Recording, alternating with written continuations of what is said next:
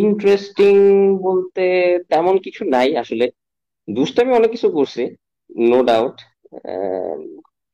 আমার আব্বু আম্মু হয়তো জানে না, অনেক সময় স্কুল কলেজ আজকে যদি কোনোভাবে হয়তো সেভ করা থাকে লাইভ, যদি পরবর্তীতে দেখে তাহলে হয়তো বুঝবে।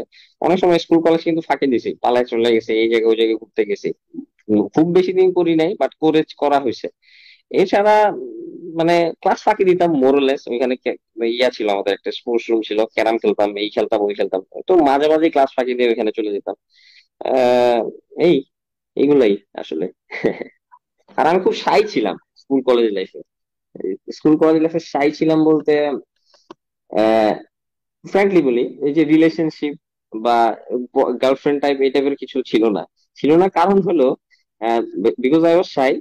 এই জন্য আমার মোস্ট অফ দা টাইম আমার ফ্রেন্ড সার্কেল মানে বয়েজ, অল দ্য বয়েজ। এবং আমার মানে এটা এটা পরবর্তীতে হয়তো আলোচনায় আসবে। সো যেটা বললাম, গার্লফ্রেন্ড কোনো ছিল না, গার্লফ্রেন্ড একজনই হয়েছে, ওই ওয়াইফ হয়েছে আলটিমেটলি, ওই she is the mother of my child. মানে প্যাশন ছিল ছোটবেলা থেকে, মানে আনবিলিভেবল রকমের প্যাশন ছিল। মানে এয়ারফোর্স বলবো না, হচ্ছে যে পাইলট হওয়ার খুব ইচ্ছা ছিল ছোটবেলা থেকে। আহ, আব্বু আম্মু রিলেট করতে পারবে। আমি অনেক অনেক তো খেলা থাকে ছোটবেলা, but most of the toys আর মানে ওই এয়ারক্রাফট রিলেটেড, প্লেন রিলেটেড, এগুলো ছিল। তো এটা ছিল একটা। সো যখন এইচএসসি শেষ হলো, রেজাল্ট ভালো হয়েছে আলহামদুলিল্লাহ। সো বিফোর বুয়েট এবং মেডিকেলের এক্সামের আগেই আমাদের এয়ারফোর্সের আইএসএসবি টাইসবি সব শেষ হয়ে গিয়েছিল। তো এক নম্বর জিনিস বলবো যেটা, যেহেতু আবার ওই ফেরত যাচ্ছি, একমাত্র সন্তান আমি, সো আম্মু মোটেই রাজি ছিল না। ফার্স্ট অফ অল আমি আর্মিতে এক্সাম দিয়েছিলাম, প্রিলিমিনারি, যেটা আর্মিতে দেওয়ার পরে এয়ারফোর্সে দিয়েছি। সো দুইটাতেই প্রিলিমিনারি হয়ে গেছিল, দুইটার জন্য আইএসএসবি মানে ইয়ে ছিলাম, রেকমেন্ডেড ছিলাম। সো পরে ডিসাইড করলাম যে এয়ারফোর্স। তো আম্মু খুব ঘোর বিরোধী ছিল, এটা খুব ভয় ছিল।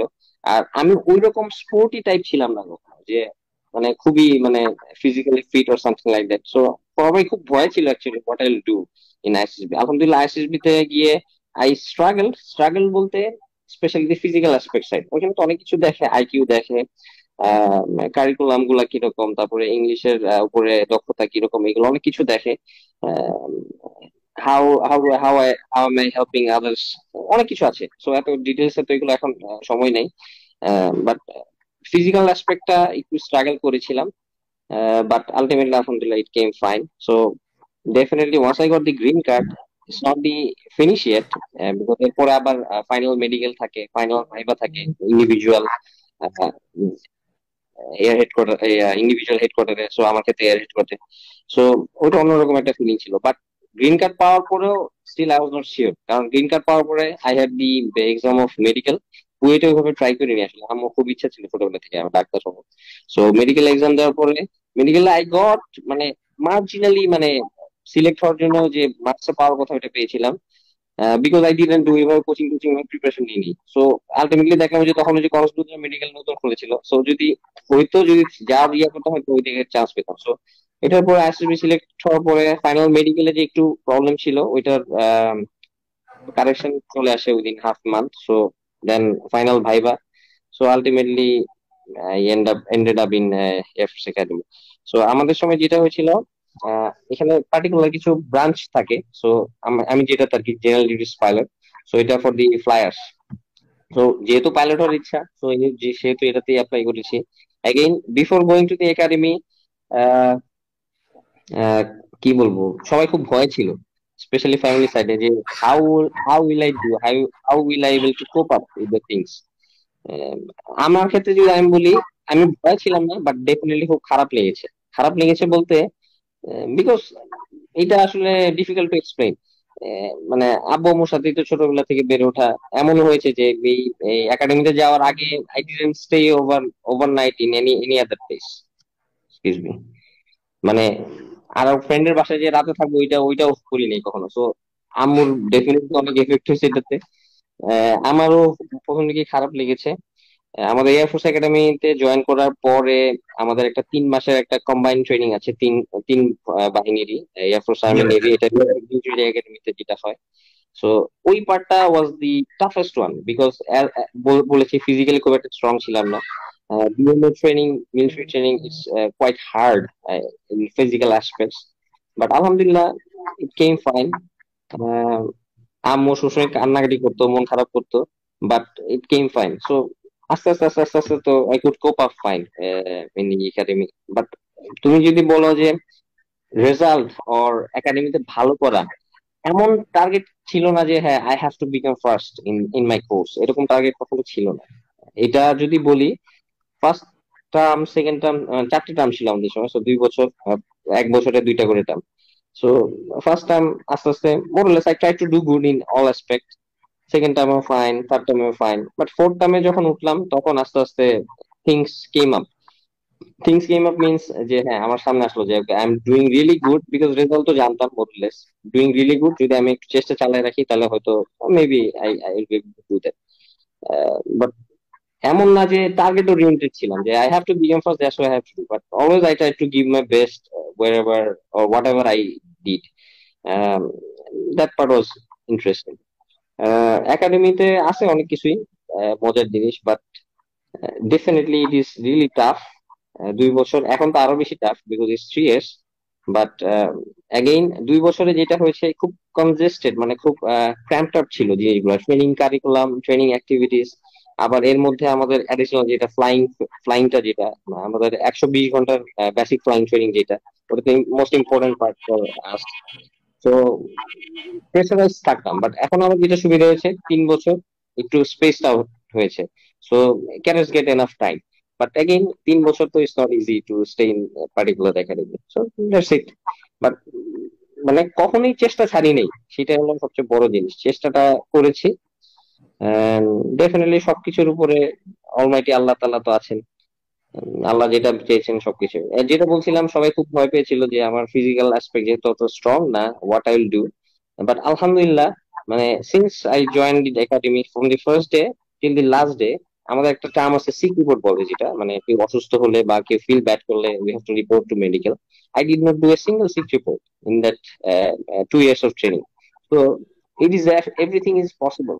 মানে কোনো কিছুই ইউ ক্যানট টেক গ্রান্টেড যে আমি ফিজিক্যালি খুব স্ট্রং না, বাট আমি খুব স্পোর্টি টাইপ ছিলাম না, অ্যাক্টিভিটিস খুব একটা ছিল না, but you can not hack on, এরকম চিন্তা না করে if you try your best you can do it all the time. Difficult, I would say খুব ডিফিকাল্ট, যতটুকু মনে আছে। সো আমরা সবাই, মানে আমরা টোটাল আমরা কোর্সমেট ছিলাম 26 জন আমাদের কোর্সে জয়েন করি। জয়েন করার পরে ডেফিনেটলি অনেক রেজিমেন্টেশন, যেটা বলে সবকিছু তো আর ডিটেল এক্সপ্লেন করতে পারবো না। ইট ওয়াজ রিয়েলি ডিফিকাল্ট। রেজিমেন্টেশনের উপর দিয়ে গেছে সারাদিন। কিছু চিন্তা করার সময় নাই, কিছু খাওয়ার সময় নাই, কিছু ভাবার সময় নাই, কিছু ঘুমানোর সময় নাই, সকাল থেকে নেক্সট মর্নিং। সো এইটাই সারাদিন দৌড় ঝাঁপ, এই সেই রেজিমেন্টেশন, এগুলোর উপর দিয়ে it was difficult, it was really tough. Sir, specific, হ্যাঁ হ্যাঁ বলো। না স্যার, আপনি ক্যারি অন করেন, কোশ্চেন পরে না, করতেছি। স্পেসিফিকলি ওইভাবে আসলে ডিটেলটাও বলতে পারবো না, but it was really difficult সবকিছু নিয়ে মিলে রেজিমেন্টেশনটা। ওকে স্যার, তো ফার্স্ট শটিটা কেমন ছিল আপনার ট্রেনারের সাথে বা ইনস্ট্রাক্টরের সাথে? ফার্স্ট শটি আচ্ছা, ফার্স্ট সর্টি। আচ্ছা, স্যার, ফার্স্ট তখন অফ কি অল, পিটি 6 ছিল ট্রেনিং বিমান? হ্যাঁ তখন পিডি সিক্সটি ছিল, হ্যাঁ রাইট, তখন পিডি সিক্সটি ছিল। আম, আহ, আমাদের যেটা বলি, এয়ারফোর্স একাডেমিতে জয়েন করার আগে, যেটা বলছি আমার ছোটবেলা থেকে ইচ্ছা ছিল পাইলট হওয়ার। So once I started flying, আমাদের training environment is little difficult or different than of civil, especially if I talk about the flying training এর কথাটা যদি বলি। ইন্টারেস্টিংলি ফার্স্ট শটই, সবসময় এটা আমরা চেষ্টা করি, once I came back as an instructor, first time একটা ছেলে ফ্লাই করতে উঠতেছে with the aircraft control in his hand. So আমরা, it's not that first sortie থেকেই আমরা খুব বেশি প্রেসারাইজ করবো, এরকম কিছু না। First shot is, we call it joy shot. So সবকিছু ঘুরে দেখানো, হ্যাঁ একটা কনফিডেন্স দেওয়া যে না, you can do it, okay you are flying the aircraft, something like that.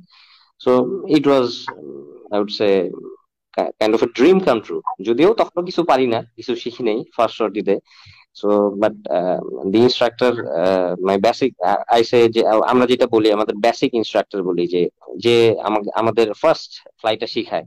So আমার basic instructor definitely gave me the thrill and feelings of being an military aviator. এটা খুব ইন্টারেস্টিং ছিল।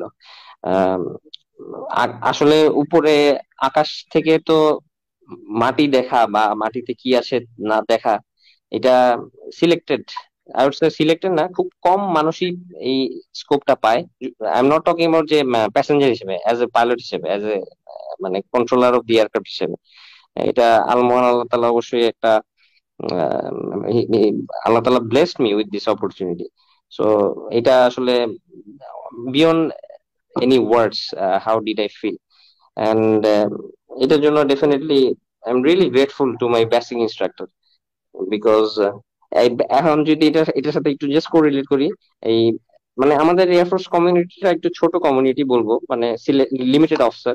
যেমন আমার বেসিক ইনস্ট্রাক্টর যে ছিলেন sir, যখন আমাকে ফ্লাইং শিখালেন, আমি কিন্তু আস্তে আস্তে স্যারও সিনিয়র হচ্ছেন, আমিও আস্তে আস্তে সিনিয়র হলাম। তো আমি যখন আবার একাডেমিতে ব্যাক করলাম ফ্লাইং ইনস্ট্রাক্টর হিসেবে, সো এটা আমাদের পার্টিকুলার একটি স্কোয়াড্রন বলে। এটা আমাদের যে বেসিক ট্রেনিংটা হয়, এটা একটা পার্টিকুলার স্কোয়াড্রনের আন্ডারে। সো এই স্কোয়াড্রনের একজন ওসি থাকে, অফিসার কমান্ডিং থাকে। সো আমি যখন আবার ইনস্ট্রাক্টর হিসেবে ব্যাক করলাম ওই স্কোয়াড্রনে, সো আমার বেসিক যে ইনস্ট্রাক্টর ছিল, যে আমাকে ফার্স্ট টাইম ফ্লাইং এ নিয়ে গেল, ফ্লাইং শিখেলো, sir became OC of that squadron. So it was good feeling যে আমি আমার বেসিক ইনস্ট্রাক্টর আন্ডারে সার্ভ করতেছি। So sir also felt the same, এরকম অনেক ইন্টারাকশন হয়েছে। So again, the same thing, the teachers, importance of teachers, the contribution of the instructors, it is beyond anything. G sir, বললাম প্রথম শটই, এবং sir এবার যাবো স্যার প্রথম সোলো শটই, একার হাতেই স্যার চলো, এয়ারক্রাফট। হ্যাঁ জি স্যার, চলো চলো সেইটা চলো। জি স্যার কেমন ছিল স্যার? এটা এটা তো অবশ্যই একটা ইম্পর্টেন্ট পার্ট। এটা ডেফিনেটলি, এটা এটা আমাদের অ্যারাউন্ড পার্টিকুলার কিছু টাইম অ্যারাউন্ড কয়টা সর্টি টোটাল, 8টা 10টা, ওকে 20টা সর্টির পরে ফার্স্ট সলো সর্টিটা যদি মানে কোয়ালিফাইড করা হয়, then cadet goes for a solo sortie. So আমার ক্ষেত্রে যেটা মনে আছে সেম। এটার আবার সলো চেক বলে, একটা সলো চেক নেয় হলো যে স্কোয়াড্রন কমান্ডার থাকে আর কি, অফিসার কমান্ডিং থাকে, সে নেয়। তো এরকম এসে আমার খুব একটা ভালো হয়নি সলো চেকটা।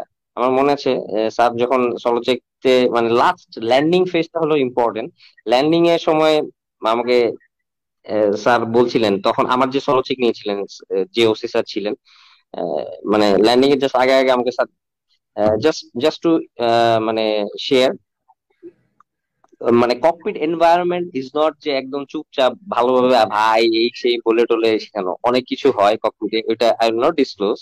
বাট এমন একটা কথা বলেছিলেন যে হ্যাঁ তুমি এটা যদি পারলে পারো, না পারলে ইউ আর গন। তো আমার ল্যান্ডিংটা খুব একটা বেশি ভালো হয়নি আসলে, ওই লাস্ট সলো চেকের ইয়ারটা ল্যান্ডিংটা। তো আই থট যে ওকে গন, আমি তো পারবো না মনে হয়, I have to reappear this solo check. So I was really sad. So that time আমরা আরটি কমিউনিকেশন, যে রেডিও কমিউনিকেশনটা করা হয় এয়ারক্রাফট টাওয়ারের কন্ট্রোলারের সাথে, সো জি স্যার। কন্ট্রোলার কে একটা কল দিতে হয়। এই যে আমাদের একটা ইন্ডিভিজুয়াল কল সাইন থাকে প্রত্যেকটা পাইলটের। সো যেহেতু আমি সলো চেকে স্যারের সাথে গিয়েছিলাম, স্যারের সাথে স্যারের কল সাইনে ফ্লাই করেছি, সলো চেক দিয়েছি, তো এখন আমাকে যদি সলো পাঠাতে হয়, স্যারকে ওই কল সাইনটা আবার বলে দিতে হবে টাওয়ারে। সো আমি মন খারাপ করে আছি, মনে হচ্ছে তো সলো পাইনি। সো এয়ারক্রাফটে এসে থামালাম, থামানোর পরে স্যার বললো কি পারবা জিতে? আমি তো চুপ চুপ করে আছি। আমি তো মনে হচ্ছে না, আমি কি বলবো, আমি তাও বললাম যে ইয়েস স্যার। তারপরে স্যার দেখলাম স্যার কল দিল এই এয়ার ট্রাফিক কন্ট্রোলারকে, যে এই call sign will be responsive. So sir mention যে স্যারের কল সাইনের বদলে এখন আমার call sign. That was the moment I understood okay I am going to go for solo. তারপরে ওখানেই স্যার অনেক কিছু ব্রিফ টিপ করে দিলেন, এইভাবে করে আহ, গেলাম নিজের কল সাইন। যখন টেক অফ করলাম, ফার্স্ট সলো মিশনটা খুব শর্ট হয় যদিও, বাট টেক অফ করার পরে it felt different. No one is sitting at my back as instructor, I am flying the aircraft, I am controlling the aircraft, everything is on me. So মানে অন্যরকম একটা feelings, যেটা বলবো মানে মনে হলো কি যে অন্য একটা জায়গায়, অন্য একটা ওয়ার্ল্ডে চলে আসলাম, একদম শুনশান নিরবতা। হ্যাঁ কল চলতেছে, রেডিওতে আর্টিকল গুলা চলতেছে, বাট শুনশান নিরবতা, কেউ কোনো কথা বলতেছে না। I am flying the aircraft, I'm looking downwards, কি হচ্ছে না হচ্ছে। So the confidence you get, the feelings you get, okay, you have achieved something.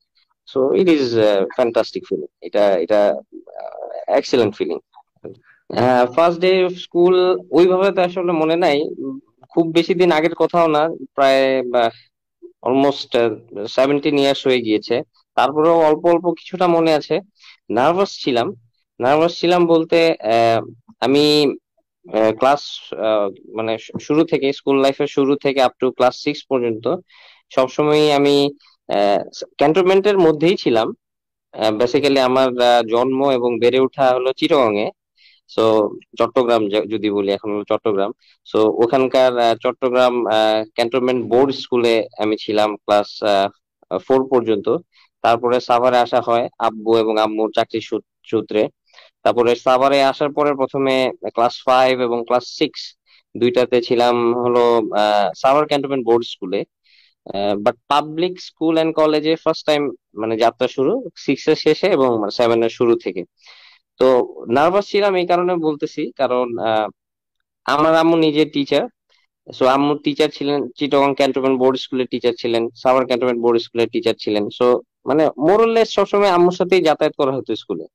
আহ, এই জন্য বলতেছি যে ক্লাস 7-এ যখন, ক্লাস 6 এর শেষে যখন শিফট হলাম ক্যান্টনমেন্ট পাবলিক স্কুলে, তখন ডেফিনেটলি একটু একা হয়ে গিয়েছি, যেহেতু আম্মু ছিল না। ওই পরিচিত গণ্ডির বাইরে বের হওয়ার সুযোগ হয়েছে for the first time. So যেটা মনে আছে, নার্ভাস ছিলাম। ইন্ট্রোডাকশন যেটা ছিল ক্লাস 7-এর ফার্স্ট ডেতে, ডেফিনেটলি ডিফারেন্ট সেকশন ছিল। আহ, আমার যতটুকু মনে পড়ে, আমি খুব সম্ভবত খ শাখায় ছিলাম যতটুকু মনে পড়ে।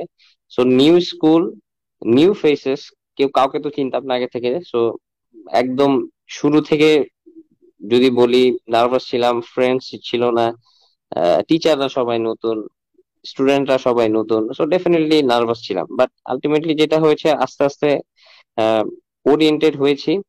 এবং ডেফিনেটলি তোমরা সবাই জানো যেটা, সাভার ক্যান্টনমেন্ট যদি আমি বলি স্পেশাল, আমি যখন ছিলাম তখন দেখেছি খুবই কম্পিটিটিভ ছিল। সো স্টুডেন্ট হিসেবে খুব একটা খারাপ ছিলাম না কখনো। সো ক্যান্টনমেন্ট বোর্ডে যখন ছিলাম, সো তখন ক্যান্টনমেন্ট বোর্ডের result wise, roll number wise প্রথম দিকেই থাকতো। বাট পাবলিকে যখন গেলাম, সো ফার্স্ট এক্সামে বড়সড় ধাক্কা খেয়েছি, অনেক পিছনের দিকে চলে গেছে। দ্যাট টাইম আই আন্ডারস্টুড যে how competitive the things are. So সবকিছু মিলিয়ে first day school was difficult, এবং প্রথম দিকে একটু কোপ আপ করতে একটু সময় লাগছিল। বাট আলটিমেটলি যেটা হয়েছে, ইন্টারেস্টিং জিনিস যদি যেটা বলো, ডেফিনেটলি সব স্যারদের ম্যাডামদেরকে প্রচন্ড রকমের ভয় পেতাম, যেটা এখন আছে, বাট অনেক কম লেভেল আমি বলবো। But respect always is there for them. But সবসময় যেটা হয়েছে, ওনারা খুব হেল্প করতেন, সবকিছু নিয়ে, অনেক কিছু নিয়ে হেল্প করতেন।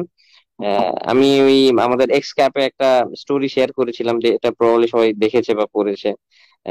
আমার ক্লাস 7-এরই কথা এটা, শারীরিক শিক্ষা এক্সামে আর কি, খুব সম্ভবত এটা ফাইনাল এক্সাম ছিল। বার্ষিক পরীক্ষা ছিল, বার্ষিক পরীক্ষা এরকম কার খাতা কপি করতে গিয়ে, কপি না বলছে, মানে কাইন্ড অফ নকল টাইপ আর কি। এখানে অনেকদিন হয়ে গেছে, so I am explaining the things. যে কপি করতে গিয়ে আজিজ স্যারের কাছে, আজিজ স্যার অ্যাকচুয়ালি, স্যার তো ওই সাবজেক্টের না, স্যার ভাইস প্রিন্সিপাল ছিলেন তখন। স্যার তখন এসে আমাকে, মানে স্যারও এমনি জাস্ট ভিজিটে এসেছিলেন আর কি, ইনভিজিলেটরও ছিলেন, এমনি ভিজিট এসে তখন দেখলেন, দেখার পরে মানে জিনিসটা এরকম কি, মানে কখনো স্যাররা কি একটা জিনিস, সবসময় স্যাররা বা ম্যাডাম হিউমিলিয়েট করতেন না, কাইন্ড অফ ওইটা ফান হিসেবেই স্যাররা জিনিসটা হ্যান্ডেল করতেন। সো আজিজ স্যারও সেটাই করেছেন, যে ডায়াসের উপরে নিয়ে দাঁড় করিয়ে বললেন যে আচ্ছা দেখো, এইসব এই গাধাটাকে দেখো, যে অন্য এক্সামে নকল করলে করো, শারীরিক শিক্ষা এক্সামে কি কেউ নকল করে নাকি, দেখো। So I was so afraid, আমি খুব ভয় পেয়েছিলাম, কারণ ডেফিনেটলি বাসার থেকে তো একটা, মানে এটা যদি বাসায় আব্বু বা আম্মু জানতো, so they would not have liked it. But এরপর অবশ্যই জেনেছে, মানে অনেক পরে যে। বাট তখন আমি স্যারকে জিজ্ঞেস করলাম যে sir, I am extremely sorry, যে এটা আসলে first time I am doing this, I don't know why did I do this, but আপনি যদি কাউকে না বলতেন। পরে আলটিমেটলি স্যার আমাকে বুঝিয়েছে, বাসায় আর বলে নাই। আই ওয়াজ সো অ্যাফ্রেড যে স্যার হয়তো বাসায় বলে দেবে। সো এইসব জিনিসগুলো মনে হয়। আর ডেফিনেটলি সবারই একটা ফ্রেন্ড সার্কেল থাকে স্কুলে। স্কুলের ফ্রেন্ড সার্কেলদের মধ্যে আমার এখনো মনে আছে, খুব বেশি বড় ছিল না, অল্প কিছু ফ্রেন্ড সার্কেলদের মধ্যে যাদের আমি ক্যারি ফরওয়ার্ড করেছি আপ টু কলেজ পর্যন্ত, সেম কলেজেও ছিল। একজন আছে আকাশ, শাহ ইখতিয়ার আলম, ও এখন রূপপুর পারমাণবিক বিদ্যুৎ কেন্দ্রের ইঞ্জিনিয়ার হিসেবে আছে। ও বইয়ের স্টুডেন্ট ছিল। আরেকজন আছে সৌরভ, ও কাল কলেজ পর্যন্ত ছিল। ও একটা বেসরকারি কোম্পানিতে জব করছে ইঞ্জিনিয়ারিং এ, নর্থ সাউথ থেকে গ্রাজুয়েশন শেষ করে। অর্ণব, তারপরে মেহরাব, দীপ দীপ এখন ইউএসএ তে আছে। সো তারপরে রিফাত শোভন ও ইউএসএ তে আছে, মাসরুর, তারপরে আনোয়ারুল আইবিদিন, টাইফুন, অনেক অনেক ফ্রেন্ডের কথা মনে পড়ে, যদিও আসলে ব্যস্ততার কারণে এটা আমার লাইফের ওয়ান অফ দি মানে রিগ্রেটস হচ্ছে যে কারোর সাথে এভাবে যোগাযোগ মেনটেন করা সম্ভব হয়নি স্কুল বা কলেজের পর থেকে এই ব্যস্ততার কারণে। বাট চেষ্টা করি ডেফিনেটলি। ওদের সাথে অনেক অনেক মজার মজার স্মৃতি আছে। খেলাধুলার ব্যাপারে একটু ডিসকারেজ করতো আব্বু আম্মু, কারণ আমি হয়তো ভয় ছিল কিছু যে আম্মু আসলে, বলুন তো, আমি একমাত্র সন্তান যেহেতু সবসময় আম্মুর সাথেই ছিলাম স্কুল লাইফে। বাট ভয় পেতে হয়তো হয়তো ব্যথা ট্যাথা পাই নাকি না। বাট মনে আছে স্কুলে স্পেশালি রেইনি সিজনে এরকম বেশ কয়েকবার হয়েছে যে আফটার স্কুল ফুটবল খেলা মাঠে ভিজে টিজে গিয়ে কাদা টাদা মেখে গিয়ে, আরেকটা ফ্রেন্ড ছিল আফতাব বিন আলী রোহান, ওর বাসায় গিয়েছিলাম। তো সারা দুপুরে ফুটবল টুটবল খেলে ওর বাসায় যেয়ে গল্প টল্প করা, এইসব এই মানে মেমোরিজ গুলা রিয়েলি রিয়েলি ইন্টারেস্টিং। কখনোই they are not free, so always they remain busy. So আমাদের দেশে আই উড সে যে অনেক ক্ষেত্রেই দেখা যায় যে টিচারদের যে টিচিং যে প্রফেশনটা, এটা আসলে enough respect we do not give, আর ভ্যালুটা ওইভাবে করা হয় না। সো স্যার ম্যাডামদের তুমি অলরেডি উল্লেখ করেছো, স্পেশালি আই রিমেম্বার আজিজ স্যারের কথা, মামুন স্যারের কথা, সেলিনা ম্যাডাম ছিল ইংলিশে, সেলিনা ম্যাডাম, তারপরে আঞ্জুমানারা ম্যাডাম বাংলার, পারভেজ স্যার। বাট মানে স্যার ম্যাডামরা আসলে কি পরিমাণ সাপোর্ট দিয়েছেন, মানে এটা আসলে বলে বোঝানোর মতো না। এবং এখন আমি বলি যে আমাদের SSC HSC, specially SSC 2007 batch server cantonment public স্কুলের, মানে আমি যদি হিস্ট্রি দেখি, মোরলেস সবাই মোরলেস ফেসবুক আছে, ফ্রেন্ড হিসেবে আছে সবাই। এভরি ওয়ান ইজ মানে শাইনিং ইন দ্য লাইফ, সবাই কোনো না কোনো ভালো জায়গায় আছে। এবং even when we were in school, I remember class 8 এর বৃত্তি পরীক্ষায় আউট অফ, এক্সাক্ট নাম্বারটা হয়তো মনে নেই, রাফলি আউট অফ মেবি 45 আর 46, আমরা 44 সবাই বৃত্তি পেয়েছিলাম, এর মধ্যে ট্যালেন্ট পুলে ছিল 30+। এসএসসি তেও ইট হ্যাপেন, অ্যারাউন্ড একজন বা দুইজন জিপিএ 5 পায় নাই, সবাই জিপিএ 5 পেয়েছিল। So this achievement of the students definitely, এটার বড় একটা credit goes to the all the teachers. I would also like to mention যে মানে নট অনলি স্কুল, ডেফিনেটলি যেহেতু আমি ক্যান্টনমেন্ট কলেজেও ছিলাম, কলেজেও সেম। কলেজে আসলে ওঠার পরে কি হয়েছে, সবার ক্ষেত্রে হয় নাকি আমি জানি না, বাট আমি একটু দুষ্টামি টাইপের একটু বেশি বেশি বেড়ে গেছিল মনে হয় কলেজে উঠে, এই জন্য রেজাল্ট আসলে কলেজের মানে এক্সাম গুলোর রেজাল্ট অত ভালো হচ্ছিল না। বাট মোরলেস সবাই মানে টিচাররা মোরলেস কনফিডেন্ট ছিল যে না, I will be able to do good in the actual exam. তো কলেজে রেহানা ম্যাডামের কথা মনে আছে, সুনীল স্যারের কথা মনে আছে। 2016 there was a reunion in the cantonment college, both school and কলেজের ক্ষেত্রে, সেখানে গিয়েছিলাম। রেহানা ম্যাডামের সাথে প্রায়ই আমার কথা হয়, ম্যাডাম ফোন দেয় খোঁজ খবর নেয়, যদি আমি সুযোগ পাই না, আমার করার কথা যেটা খোঁজ খবর নেওয়া, সেটা আমি করতে পারি না, বাট ম্যাডাম ফোন দিয়ে খোঁজ খবর নেয়। সো এই যে আসলে এই বন্ডিংটা, এটা ভেরি ইম্পর্টেন্ট। মানে স্যার ম্যাডামরা তো এখন আসলে অনেক দিন হয়ে গেছে, অনেক সিনিয়র হয়ে গেছেন, অনেকের যারা ছিলেন আমাদের সময় স্কুলে অনেকেই নাই, রিটায়ারমেন্টে চলে গিয়েছেন। বাট এখন তাদের প্রাপ্তি হলো এটাই যে তারা যাদেরকে পড়িয়েছেন বা যাদের গাইড করেছেন, আহ, সেই স্টুডেন্টরা এক একজন এক একটা ভালো ভালো জায়গায় আছে। সেই স্টুডেন্টরা যদি তাদেরকে মনে রাখে, তাদের তাদের এই কন্ট্রিবিউশনটা অ্যাকনলেজ করে, সেই ক্ষেত্রে সেটাই তাদের প্রাপ্তি। এটা দেখে মানে তাদের আই থিঙ্ক মানে ভালো লাগার কথা।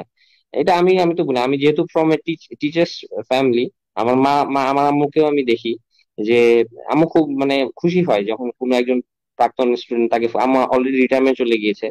সো পুরোনো একজন স্টুডেন্ট যখন আম্মুকে ফোন দেয়, সে কি পরিমাণ খুশি হয় সেটা আই আন্ডারস্ট্যান্ড। সো এটা আমাদের সবারই করা উচিত। যদি আমি নিজে এটা খুব একটা মেনটেন করতে পারি না ব্যস্ততার কারণে, বাট ডেফিনেটলি সবার চেষ্টা করা উচিত।